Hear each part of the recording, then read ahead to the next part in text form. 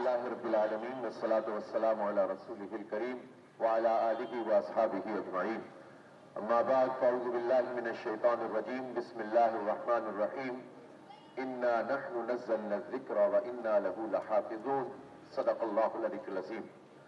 حضرت مولانا محمد غیاث صاحب امام الخطیب جامع مسجد مدینہ، محترم سیف الدین ایڈوکیٹ صاحب، ابھی حال ہی میں منتخب ہونے والے جماعت اسلامی کے تمام چیئرمین، وائس چیئرمین، کونسلر حضرات اور اہلیان علاقہ، آج پورے پاکستان میں جماعت اسلامی کے امیر سراج الحق صاحب کی اپیل پر احتجاج ہو رہا ہے، اور ہم ایک چھوٹی سی کوشش یہ کر رہے ہیں کہ جب ہمارے اللہ رب العالمین کی سب سے بڑی نعمت اللہ تعالیٰ کی کتاب، اللہ کا حکم، اللہ کا کلام قرآن عظیم الشان کی توہین کی گئی ہے سویڈن میں، تو ہم حقیر سے یہ کوشش کر رہے ہیں کہ چند لمحے کچھ وقت سڑک پر کھڑے ہو کر یہ احتجاج کر رہے ہیں کہ اللہ تعالیٰ ہم بہت شرمندہ ہیں، ہماری کمزوری کے نتیجے میں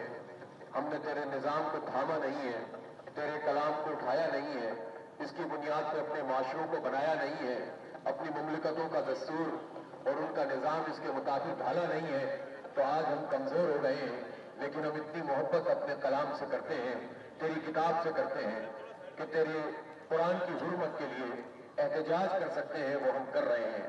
تو بس یہ حقیر سی کوشش اللہ تعالیٰ کی بارگاہ میں قبول کر لے، پوری دنیا میں مسلمان اٹھ کر کھڑے ہو رہے ہیں، اور یہ بھی عجیب بات ہے کہ جہاں ہماری اپنی کمزوریاں ہیں، دین سے دوری ہے، قرآن عظیم الشان کو ہم نے ٹاپوں میں سجایا ہوا ہے، وہیں ہمارے دین کے دشمن ہمیں بیدار کر دیتے ہیں، وہ ہماری جو ریڈ لائنز ہیں ان کو عبور کرنے کی کوشش کرتے ہیں، کبھی قرآن عظیم الشان کو جلانے کی ناپاک جسارت کرتے ہیں، اور کبھی نبی مہربان صلی اللہ علیہ وآلہ وسلم کی شان اقدس میں گستاخی کرتے ہیں، اور یہ سب ان کا عمل ہمیں کمزور کرنے کے لیے ہوتا ہے، ہمارے عقیدوں کو توڑنے کے لیے ہوتا ہے، ہماری جو عقیدت کے سرچشموں پہ حملہ آور ہو کر وہ یہ چاہتے ہیں کہ ہم اس کے عادی بن جائیں، اور اگر ہم ایک مرتبہ اللہ اور اس کے رسول صلی اللہ علیہ وآلہ وسلم کے حوالے سے اس ظلم کے عادی بن جائیں اور اس شان میں جو گستاخی ہوتی ہے اس کے عادی بن جائیں، تو پھر مسلمانوں کے پاس کچھ بھی نہیں بچے گا۔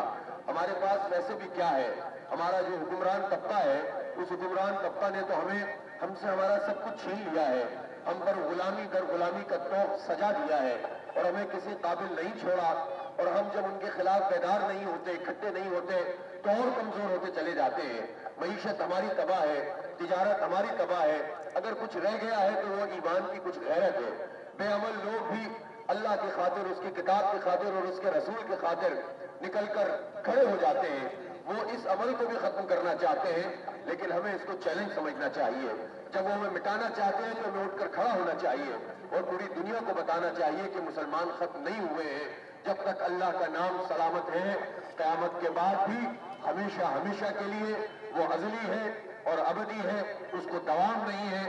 جب اللہ رب العالمین موجود ہے تو جب تک ہماری سانس میں سانس ہے، ہم اللہ رب العالمین کی، ہم اس کی عظمت کو بھی تسلیم کریں گے، اس کو مالک اور خالق تسلیم کریں گے، اور اس کی کتاب کی توہین نہیں ہونے دیں گے، اس کی حرمت پر مر مٹنے کے لیے تیار رہیں گے۔ جب تک ہماری جان میں جان ہے، انشاءاللہ حضور نبی پاک صلی اللہ علیہ وآلہ وسلم کی شان اقدس میں کوئی گستاخی کی جسارت نہیں کر سکتا، ہم اس کا تحفظ کریں گے اور سب کچھ لٹانے کے لیے تیار ہو جائیں گے۔ یہ عزم ہم مصمم کر لیں تو پھر اس کے بعد یہ چیزیں بھی نہیں ہوں گی اور ہم اپنی اصل کی طرف بھی لوٹیں گے۔ اس لیے میرے بھائیوں اور دوستوں، آج ہم احتجاج اس لیے کر رہے ہیں کہ اپنے حالات کا بھی جائزہ لیں۔ اس کلام پاک کو ہم نے چھوڑ دیا ہے، اس کلام پاک کو ہم نے ترک کیا ہے، اس کے نظام کو ہم نے ترک کیا ہے۔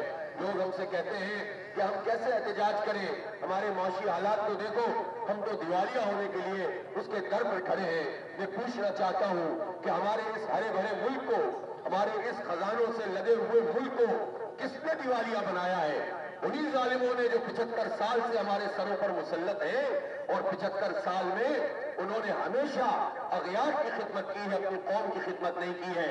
وہ IMF کے غلام، وہ ان اداروں کے غلام کہ جو ہماری معیشت کو تنگ کرتے ہیں، ان کی تمام چیزیں پوری کرتے ہیں اور اپنے لوگوں کے اوپر ظلم کی سیارات کو مزید تاریک کرتے چلے جاتے ہیں۔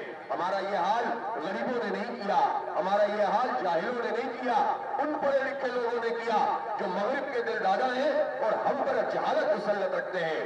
اس لیے اگر ہم دیوالیہ ہیں تو وہ بھی ان ظالموں کی وجہ سے جو مغرب کے اعلی کار ہمارے سروں پر مسلط ہوتے ہیں اور پورے نظام کے کسٹوڈین بنے ہوئے ہیں، ہماری اس حالت میں انہوں نے ہمیں پہنچایا ہے۔ اس لیے ہمیں معیشت کی خبریں مت دو، بلکہ ہماری جان چھوڑو، ہمارے سروں سے ہٹو، تاکہ یہ قوم اپنے پیروں پہ کھڑی ہو سکے اور کچھ کر سکے۔ اس لیے میرے بھائیوں، اصل بات تو ایمان کی غیرت ہے، اس غیرت کو نہیں مرنا چاہیے۔ وہ بھی اگر حمیت چلی گئی، غیرت چلی گئی تو پھر کچھ بھی باقی نہیں رہے گا۔ اس لیے پوری امت مسلمہ بیدار ہے۔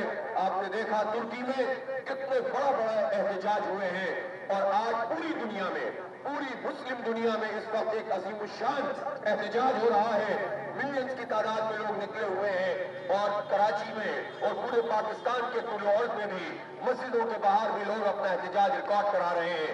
اور اگر حکومتوں نے اپنا کردار ادا نہیں کیا، OIC نے اپنا کردار ادا نہیں کیا، UNO نے اپنا کردار ادا نہیں کیا، تو یہ تحریک بہت آگے بھی بڑھے گی انشاءاللہ تعالی۔ اس لیے ہم یہ مطالبہ کرتے ہیں کہ OIC کا اجلاس بلا کے اس پورے واقعے کی مذمت ہی نہیں، تمام مسلم ملک طے کریں کہ سویڈن کو اپنے ملکوں سے دیش نکالا دے، اس کی مصنوعات کو دیش نکالا دے۔ یہ حکمرانوں کا کام ہے کہ وہ یہ فیصلہ کریں۔ اسی طرح جب ہولوکاسٹ پہ بات نہیں ہو سکتی، وہ بھی تو یہودیوں کا معاملہ ہے، اس پر اقوام متحدہ کہتی ہے کہ بات نہیں ہونی چاہیے۔ آزادی اظہار کی یہ بات کرتے ہیں، لیکن ہولوکاسٹ پہ بات نہیں کرنا چاہتے۔ ہمارے پیغمبر کی شان پہ گستاخی کرے تو وہ آزادی اظہار ہے، وہ قرآن کی حرمت کو پامال کرے تو آزادی اظہار ہے۔ یہ ڈبل اسٹینڈرڈ مغرب کا اب نہیں چلے گا۔